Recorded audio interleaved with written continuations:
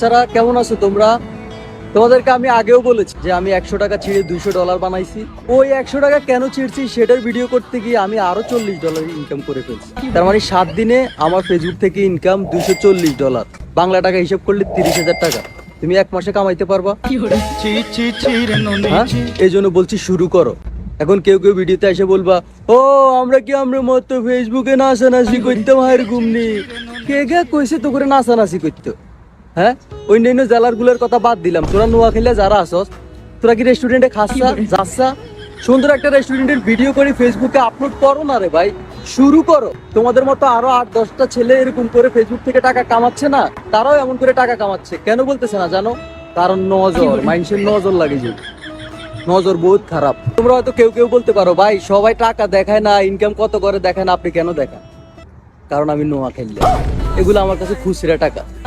এই জন্য আমি কত কামাই না কামাই তোমরা জানো না জানো, I don't care about bullshit. Okay, তো এই জন্য আমি বলতেছি ভাই তোমরা কামাও, अच्छा তোমরা আর্ন করো ভাই, ঠিক আছে, ভিডিও মারিয়া। করো ভাই প্লিজ। ठीक है।